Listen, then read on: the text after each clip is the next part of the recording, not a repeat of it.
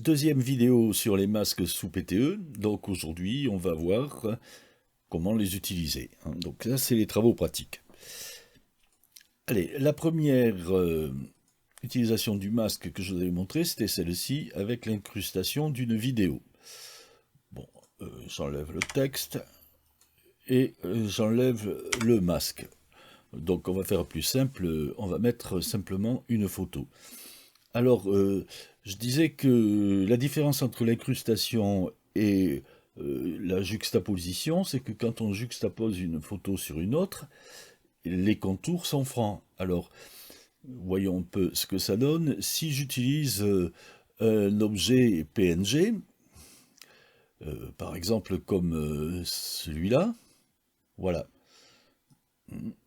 Ici, on voit l'objet, ça dessine un cadre.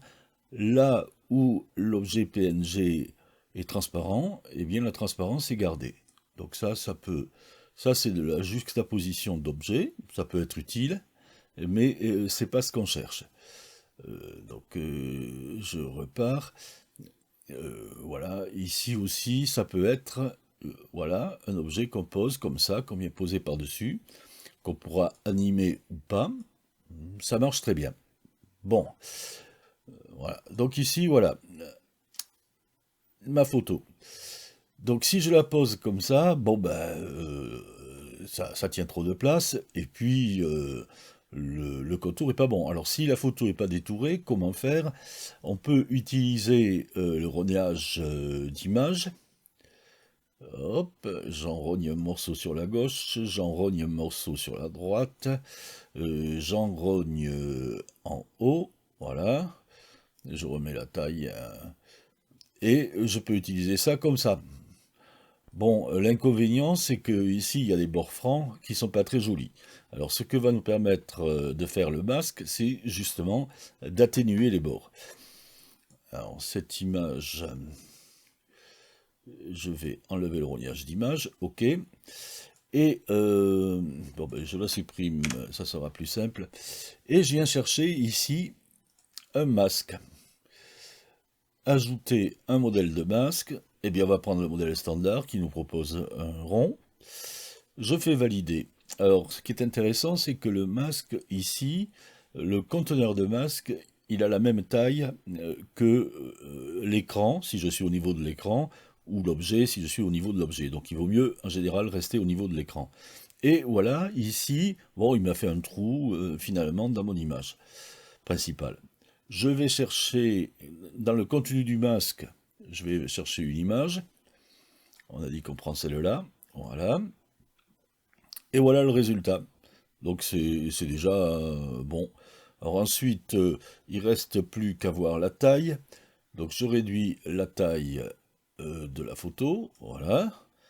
Et puis ensuite, je réduis la taille du masque. Et voilà. Bon. Alors ensuite, je ne sais pas s'il est possible de déplacer deux objets à la fois. Non. Ça m'aurait étonné. Si je vais la mettre ici, plutôt, la photo. Est-ce que j'ai déplacé la photo? Non, là voilà. Hop. Et voilà. Donc voilà, ici j'ai mis la photo, j'ai fait mon incrustation avec une forme ronde. Si je me dis, bah non, ça me plaît pas, je viens ici, je clique, et je lui dis, je veux un rectangle. Voilà. Et puis le rectangle, je peux modifier ses bords. Donc je me mets dessus, j'appuie sur la touche majuscule, et je modifie les bords. Je rogne l'image, en fait, le masque, avec la touche majuscule. Un peu, on va reprendre en haut. Ok, voilà, donc c'est le principe, hein. Ça marche avec une photo, une vidéo, c'est le principe du masque. Bon, ça peut être utile pour mettre pour insérer des photos verticales, suivant le cas. Et tout de même, en général, il vaut mieux, quand on a, c'est pour montrer un personnage comme ça, il vaut mieux sans doute le détourer, hein. Mais c'est l'utilisation première du masque. Alors ici, vous vous souvenez, j'avais présenté un cache. Donc c'est une image JPEG, là, voilà, que j'utilise comme un cache. Et on peut s'en servir de ce cache, le voilà, ici, pour faire un masque. Alors là, on va refaire tout le travail. Voilà ma photo de départ. Alors cette photo de départ, je vais lui superposer un masque plein.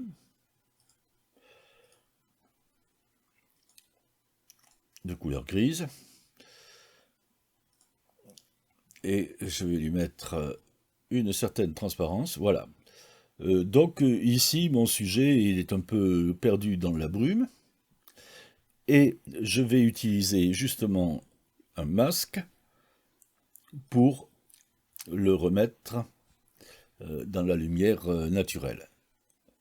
Donc je vais chercher ici un masque, mais je vais ajouter un masque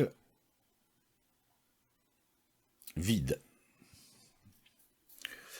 On a le conteneur qui est toujours au même endroit, le stencil qui est la forme du masque, le masque qu'on va choisir, et ici le contenu du masque. Alors le contenu du masque, pour le conteneur de masque, eh bien, en fait, je vais réutiliser cette même image.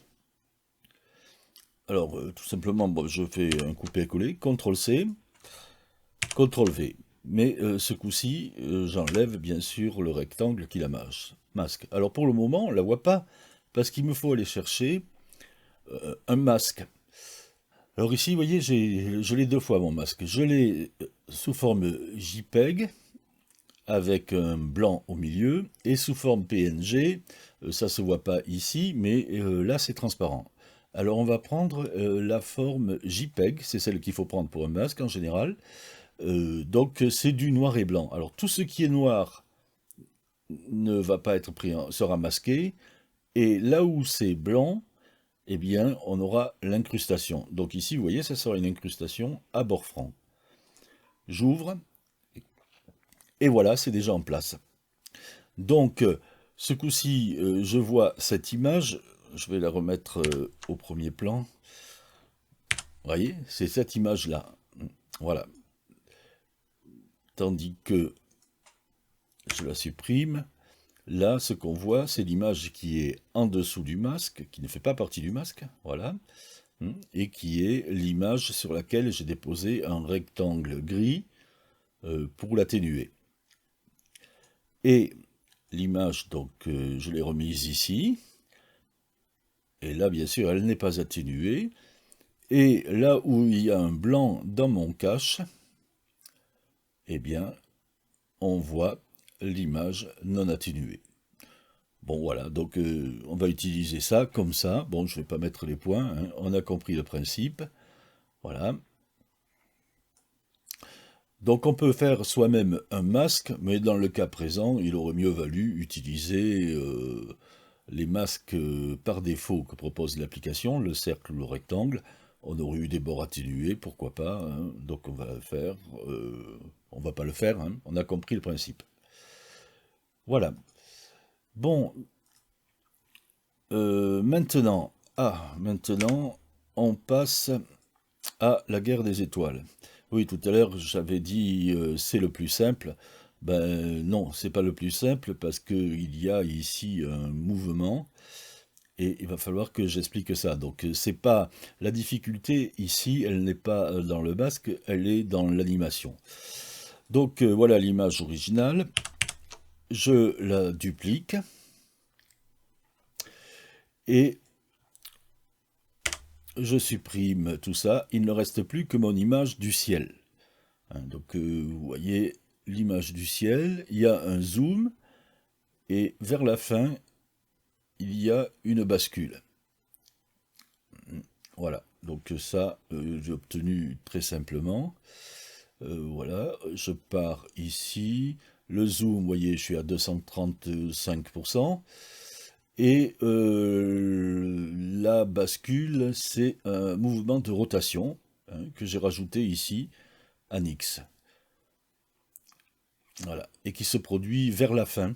Ce qui fait que ça donne l'impression justement qu'on plonge dans l'hyperespace. Enfin, bon, c'est comme ça que je le vois. Bon, donc j'ai utilisé un cadre parce que j'avais un petit souci pour réaliser l'animation. Je vais vous montrer ce qui se passe. Donc d'abord, on va chercher le texte.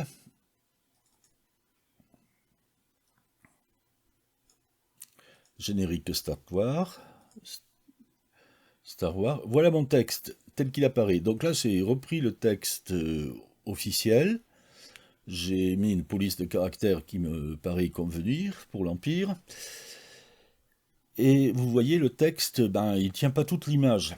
Donc pour lui faire tenir toute l'image, il faut le mettre à 200%. Ensuite, ce texte, je le fais partir dans l'espace, donc je le fais basculer par rapport à l'axe des X. Voilà. Et puis ici, en déplaçant, bon, il n'avancerait pas comme il faut, mais ensuite, il va falloir que je le fasse bouger par rapport à cet axe. Et c'est pour ça que j'ai besoin d'un cadre. Donc, pour le moment, je supprime mon texte, ça sera plus simple. Donc, je vais utiliser un cadre vide, que je vais faire basculer. Ah oui, mais s'il bascule comme ça, vous voyez, j'ai le bord du cadre qui est ici, mon texte démarrerait au milieu de l'image, ça va pas. Donc il faut que je déplace l'axe central de ce cadre, je le mets à 100, vous voyez, là, au bord du cadre, je recentre ce cadre, voilà, maintenant vous voyez, le cadre fait tout le tour, et son bord est ici. Ce qui fait que maintenant, quand je bascule, vous voyez, ça se fait par rapport au bord de l'image. Bien. Donc ça, c'est la première chose. Sur ce cadre, je viens rajouter le texte préliminaire. Voilà. Oh, qu'il est petit. Mais ce n'est pas le texte que je vais agrandir, c'est le cadre. Donc je le mets à 200%. Voilà. Ce coup-ci, l'Empire à la bonne taille. Bon, maintenant que j'ai utilisé ce cadre, je vais pouvoir déplacer mon texte, ce que je n'arrivais pas à faire tout à l'heure. Voilà, il va se déplacer correctement. Et là, bon, ben, il sort de l'écran. Donc c'est pour ça que j'ai besoin d'un masque. Donc je recentre mon texte. Et je mets ici un masque avec un modèle de masque. C'est un rectangle, alors j'ai vérifié, j'avais atténué un peu les bords comme ça, à 33%. Voilà. Bon, maintenant, mon texte, CTRL-X, contenu du masque, CTRL-V, je le colle. Voilà. Bon, ben, c'est quasiment terminé, hein. Je me mets ici au début du texte.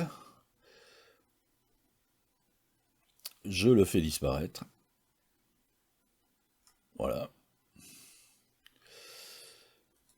Je vais chercher un point au bout du cadre.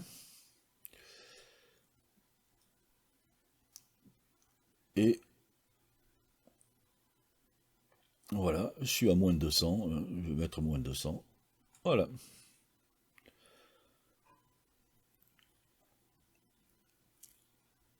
Et ce coup-ci, c'est bon. Voilà, ça marche. Bon, donc, voyez, c'est tout. Alors là, j'ai mis une durée d'1 minute 30. C'est ce qu'il faut pour qu'on ait le temps de lire le texte. Quand vous affichez un texte comme ça, vous le connaissez par cœur, donc vous n'avez pas une bonne idée de la vitesse de lecture. Ce qu'il vous faut, c'est le lire à haute voix, comme un élève de l'école primaire. Au cours de la bataille des espions rebelles, ont réussi à dérober les plans secrets de l'arme absolue de l'Empire. Bon voilà, tout le monde aura le temps de lire. Même les enfants de 10 ans, un peu attardés, arriveront à lire le texte. Voilà, donc il faut toujours laisser le temps au lecteur de lire le texte. Donc ici, voilà, on a fait ce masque utile, hein, à mon avis, qu'on peut utiliser dans des génériques lorsqu'il y a du texte, plutôt que de mettre le texte tout droit, bêtement. Ben voilà, on peut le faire défiler. En utilisant un logiciel comme Photoshop, ben, on obtient un texte plus joli que celui qu'on a dans PTE, parce que PTE comme générateur de texte, c'est pas terrible. Et voilà le résultat. Bon, vous voyez, ici, le cadre est un peu plus incliné. C'est un détail. Alors maintenant, on arrive à l'animation de la carte. Donc ici, j'efface l'animation. Voilà ma carte. Et je vais l'ouvrir sous Photoshop. Voilà.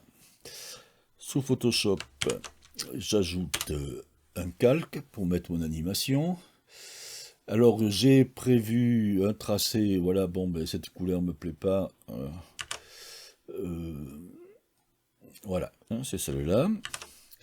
Bon, donc maintenant je vais faire mon tracé, mais je préfère le dessiner d'abord à la plume.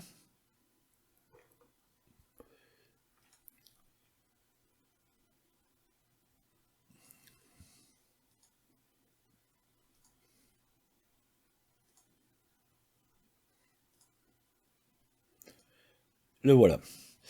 Vous voyez, là, il s'arrondit un peu, ma foi, c'est pas plus mal. Donc ici, tracé, contour du tracé, je prends le crayon, voilà mon tracé, qu'il est prêt. Bon, je peux supprimer le tracé, ça sera plus lisible. Et ici, j'ai une image transparente avec juste mon tracé. Alors l'image que j'ai, elle fait juste la même dimension que ma carte. Et c'est parfait. Et je vais la sauver comme ça. Parce qu'en fait, comme il y a 3 fois rien sur l'image, c'est hyper léger. Vous voyez, ça fait 40 kilooctets. Surtout pas en JPEG, il faut le mettre en PNG. Voilà. Exporter. Carte V4, non, je vais choisir tracé V1. Ouais, je l'ai déjà fait, donc il est là. Je l'enregistre, oui, c'est bon. Et puis, tant qu'on y est, on va faire le tracé V2. Je prépare un second calque. Je fais la suite du voyage. Mais pour la couleur, je vais choisir une autre couleur. Voilà. Et donc là, c'est le second point. Pareil, je reprends la plume.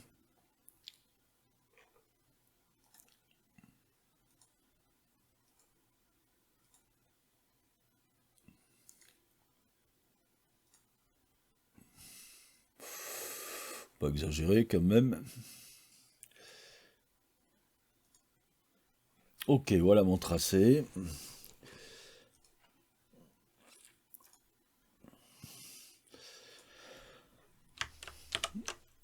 J'enregistre ce second tracé. 8,5 kg, qui est encore plus léger que l'autre. Voilà, je remplace ici. Et voilà. Je reviens sous PTE et je vais créer un nouveau masque avec un modèle de masque. Ce coup-ci, je vais prendre le rectangle et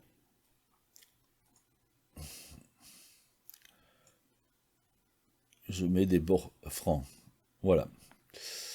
Le conteneur des masques, ça va. Mon masque lui-même, je peux le faire plus petit. Ok, on va voir ça tout à l'heure. Ici, je vais chercher mon premier tracé.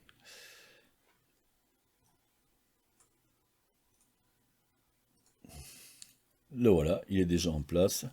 Reste à positionner le masque. Alors, hop. Alors, j'appuie sur la touche majuscule et je rogne l'image, ce qui me permet de l'adapter à la taille de l'objet qu'il convient de masquer. Donc au début, eh ben, le masque est à côté, donc on ne voit pas l'objet. Et puis, bon, bah alors on va mettre le point là après la transition, hein, pour que ça commence après. Et pour la fin, ben, c'est pareil, on va le faire avant le début de la transition, ou même au milieu, pourquoi pas. Voilà. Et là, hop, voilà. Et donc, quand on joue ça, voilà, le tracé s'affiche. Donc c'est ça. CTRL-C, CTRL-V. Pourquoi? Parce que maintenant, je vais faire la seconde partie du tracé. Donc pour ça, j'attrape cette image, CTRL-X. Je clique n'importe où pour être en haut de la pile. CTRL-V. Ah pardon, c'était mon masque, hein, je ne comprenais pas. C'est mon masque qui sert plus à rien là, hein, bien sûr. Mais on devrait pas. Et on le voit parce qu'il n'y a pas de contenu de masque. Alors il faut vite que j'aille chercher un contenu. C'est ma trace V2. Ouvrir. Voilà. Ouf. Et du moment qu'il y a quelque chose, le masque s'active. Alors, bon ben là, il n'y a plus qu'à. Donc la trace V1, elle ne va plus bouger. La trace V2, elle est déjà à sa place, mais il me faut choper le masque, voilà, hein. Elle doit être là à l'arrivée, et donc là, voilà, elle ne se voit pas. Je me mets sur le second point, et le second point, me voilà, faire la route de Mandawa à Birkaner. Et maintenant, voilà, ça marche. Donc vous avez vu l'intérêt de prendre toujours des traces PNG qui font exactement la taille de la carte. Du coup, le tracé est tout de suite à la bonne place. Donc ça va beaucoup plus vite pour faire le tracé. Alors on pourrait choisir d'utiliser la même couleur chaque fois, hein, ça marche aussi évidemment. Donc là c'était juste pour la démo, j'ai choisi deux couleurs différentes. Alors faire un tracé comme ça, bon c'est très rapide, pas la peine d'aller chercher des outils spécifiques pour faire ça. Ça marche très très bien, c'est du PTE pur. Donc, troisième exercice maintenant. Ah, les Flamands du pont de Gau, la réserve du pont de Gau en Camargue, que certains connaissent sans doute. Alors là, c'est super simple. Je vais utiliser un texte, qui est un texte PTE, tout simplement. Donc, je l'attrape, je le pose en haut, le voilà. Donc, vous voyez, il y a une bordure, bon, d'accord, hein, mais c'est un texte vraiment PTE, avec un modèle d'ombrage qui donne ses contours. Et puis j'ai un masque ici, que j'ai créé moi-même. CTRL-C, CTRL-V, voilà. Donc en fait, j'ai repris une partie ici de l'œil et du bec du flamand, et puis j'ai fait un flou, bon ben voilà, je me suis arrangé pour retrouver les couleurs du flamand. Donc le texte, ça va me servir de masque, et le texte, eh bien ça va être l'objet, le contenu. Donc j'enlève ces deux objets. On regarde maintenant le masque, et qu'est-ce que je fais? Je fais tourner le masque, ce qui fait que les couleurs du texte changent un peu. Donc vous voyez, l'effet est léger.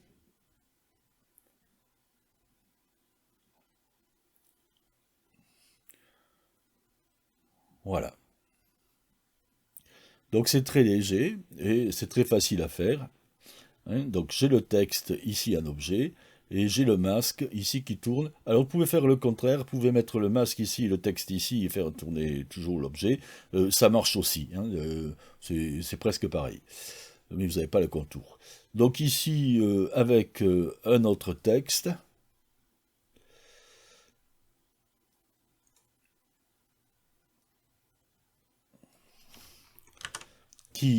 que j'ai mis en masque, d'ailleurs justement, voilà. Et ici, donc, j'ai le contenu qui est, comme tout à l'heure, CTRL-C, CTRL-V, vous voyez, un disque coloré que je fais tourner. Donc le disque, c'est au début, j'ai mis un disque, et puis après, je me suis aperçu que c'était pas la peine. Il suffisait de mettre quelque chose de carré, et puis de le faire tourner, puisque de toute façon, pour PTE, il ne connaît que les objets carrés. Ouh, alors vous voyez, j'ai modifié la taille d'un côté, il faut que je la modifie à l'autre point. Donc j'ai mis 140. Voilà, donc comme ça, voilà, ça va mieux marcher. Et voilà, ici, vous voyez, je change de couleur. Donc là, j'ai fait un texte 3D, hein, sous Photoshop. Donc ça l'anime, c'est un peu plus joli. Voilà, mais le principe est le même. Alors vous voyez que vous mettiez euh, le masque coloré en bas ou en haut, ou le titre en bas ou en haut, ça marche pareil. Bon, c'est bien comme ça. Donc là, j'ai utilisé un GIF animé pour représenter le feu. Donc le feu, je vous le montre, CTRL-C, CTRL-V. Voilà ici mon petit GIF animé. Alors j'ai pris ça parce que évidemment un GIF, un fichier GIF, c'est très léger. Donc ça, pour un exécutable, ça, c'est plus léger qu'une vidéo. Mais si vous mettez une vidéo et vous générez ensuite une vidéo, ça marche aussi bien, il n'y a pas de souci. Donc voilà. Et ici, j'ai déposé ce GIF animé sur chaque lettre. Ensuite, le texte lui-même, il est là. Voilà. Et ça va venir, les flammes vont venir animer tout ça. Alors, j'ai rajouté une deuxième fois l'objet, oui, le feu, le texte, je l'ai mis dans le masque et dans le contenu de masque, parce que si je ne le laisse que dans le contenu de masque, ben, comme la fumée qui est dans le GIF animé masque un peu le texte, finalement, c'était pas terrible. Alors l'astuce, ça a été de, tout simplement, recopier le texte à la fois comme masque et comme contenu du masque. Vous voyez, c'est quelque chose qui est permis, et ça donne ce résultat-là. Voilà, donc j'arrête ici cette première vidéo sur les travaux pratiques, parce que la seconde partie est un peu plus élaborée. Là encore, l'élaboration, souvent, elle ne vient pas des masques, mais c'est un peu comme pour la guerre des étoiles, c'est la préparation qui est un peu plus élaborée, donc ça fait perdre du temps pour le raconter, mais c'est pareil. Donc je vais rajouter en commentaire les balises pour savoir à quel moment je change de sujet. Comme ça, si vous voulez réécouter le sujet pour savoir faire une animation ou l'autre, vous vous y retrouverez plus facilement. Je vous remercie d'être venu à bout de cette vidéo et je vous dis à bientôt pour la suivante. Au revoir.